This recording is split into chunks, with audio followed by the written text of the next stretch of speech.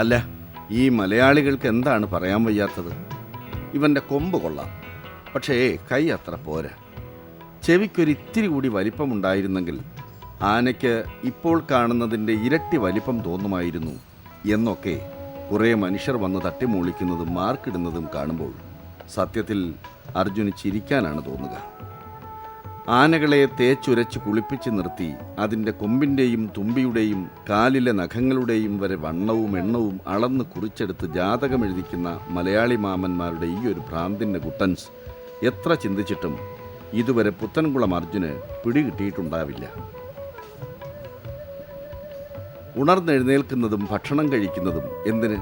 ജീവിച്ചിരിക്കുന്നത് തന്നെ നാമജപത്തിനും തപോധ്യാനത്തിനും മാത്രമെന്ന വിശ്വാസക്കാരായ കുറേ ആശ്രമജീവികൾക്കൊപ്പമുള്ള ജീവിതം ബോറെന്ന് ചിലർക്കൊക്കെ തോന്നിയേക്കാം. ഉള്ളത് പറഞ്ഞാൽ ചിലപ്പോഴെങ്കിലും അവനും അങ്ങനെ തോന്നിയിട്ടുണ്ട്.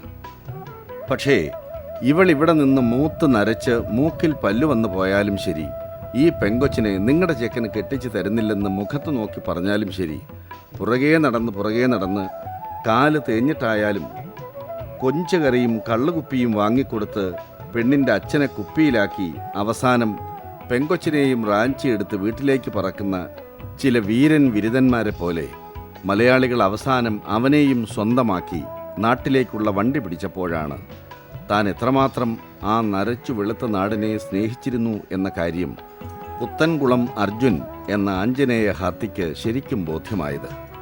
എന്തിനു പറയുന്നു, കൊട്ടും കുരവയും സ്വീകരണ കമ്മിറ്റിയും ഒക്കെയായി ഷാജി ഇവനെ നേരെ കൊണ്ടുവന്ന് ഭൂതക്കുളത്തിറക്കിയിട്ടും കുറേ കാലത്തേക്ക് ഇവൻ്റെ മുഖം കടന്നൽ കുത്തിയതുപോലെ ഏതു നേരവും വീർപ്പിച്ചു പിടിച്ചു തന്നെ നിൽപ്പായിരുന്നു. പക്ഷേ ഷാജിയുടെ ആനത്തറവാട്ടിലും ആനത്താവളത്തിലും സഹ്യപുത്രന്മാരെക്കാൾ അധികം വടക്കന്മാരും വരത്തന്മാരുമാണ് അരങ്ങ് നിറഞ്ഞാടുന്നത് എന്നതിനാൽ അർജുനെ സംബന്ധിച്ചിടത്തോളം ഒറ്റപ്പെടലിൻ്റെ പ്രശ്നമൊന്നും ഉണ്ടായിരുന്നില്ല. ആനത്താവളത്തിലെ പാപ്പാന്മാരും ഉടമയുമൊക്കെ മലയാളമെന്നോ കിലയാളമെന്നോ എന്തോ പറയുന്ന ഒരു ഭാഷയാണ് തട്ടിമൂളിക്കുന്നതെങ്കിലും ആനകൾക്കിടയിലെ ഔദ്യോഗിക ഭാഷ ഹിന്ദിയാണ്. മാത്രമല്ല, നാട്ടിലെത്തി ആദ്യത്തെ കുറച്ച് ദിവസം തിന്നാതെയും കുടിക്കാതെയും പ്രതിഷേധിച്ചു നിന്ന ആഞ്ജനേയ ഹാത്തിയെ സമാധാനിപ്പിക്കുവാനും സമാശ്വസിപ്പിക്കുവാനും അവൻ്റെ മുന്നാലെ ഇവിടെ എത്തി പൊറുതി തുടങ്ങിയ അനന്തപത്മനാഭനെയും മഹാദേവനെയും പോലുള്ള സഖാക്കൾ തയ്യാറായതോടെ അവൻ ബീഹാറി ബാബുവിൻ്റെ പാളത്താർ ഊരി ദൂരെ എറിഞ്ഞ് ഒരു കച്ചത്തോർത്തുമെടുത്ത് തലയിൽ കെട്ടി മലയാളനാട് എന്ന ഉത്സവപ്പറമ്പിൻ്റെ ആരവങ്ങളിലേക്ക് ചാടി ഇറങ്ങിയിട്ടുണ്ടാകും.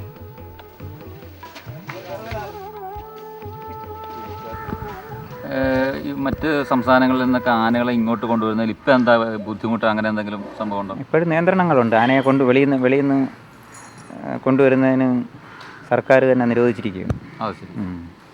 ഒരു 10 വർഷം കഴിയുമ്പോഴത്തേക്ക് ആനകൾ നമ്മുടെ കേരളത്തിൽ ഇല്ലാതെ വരും. അത് തന്നെ അതിൽ നടക്കാൻ പോകുന്നത്. പിന്നെ അത് കഴിയാതെ ഇപ്പം നിയമങ്ങളെന്ന് പറഞ്ഞാൽ ഒരു രീതിയിൽ ഒരു ഉടമസ്ഥന് താങ്ങാൻ വയ്യാത്ത നിയമങ്ങളാണ് ഉള്ളത്. ഒരു ജില്ലയിൽ നിന്ന് അടുത്ത ജില്ലയിൽ കൊണ്ടുപോകണമെങ്കിൽ നമ്മുടെ DFOയുടെ പെർമിഷൻ വേണമെന്നാണ്. അതൊരിക്കലും നടക്കുന്ന കാര്യമല്ല. ഒരു ജില്ല വിട്ട് അടുത്തൊരു ജില്ല എന്ന് പറഞ്ഞാൽ നമ്മളൊക്കെ കേരളത്തിൽ ജനിച്ചവരല്ലേ. എൻ്റെ വീട് കൊല്ലം ജില്ലയിലാണ്. കൊല്ലം ജില്ല വിട്ട് കഴിഞ്ഞാൽ ഒരു 2 കിലോമീറ്റർ കഴിയുമ്പോൾ തിരുവനന്തപുരം ജില്ലയായി. അവിടെയായിരിക്കും തീറ്റിക്ക് ആന പോകുന്നത്. അവിടെ പോകണമെങ്കിൽ പെർമിഷൻ എടുക്കണമെന്നാണ് ഇപ്പോഴത്തെ നിയമം പോലെ. പിന്നെയല്ലേ വെളിയിൽ നിന്ന് കൊണ്ടുവരുന്ന കാര്യം.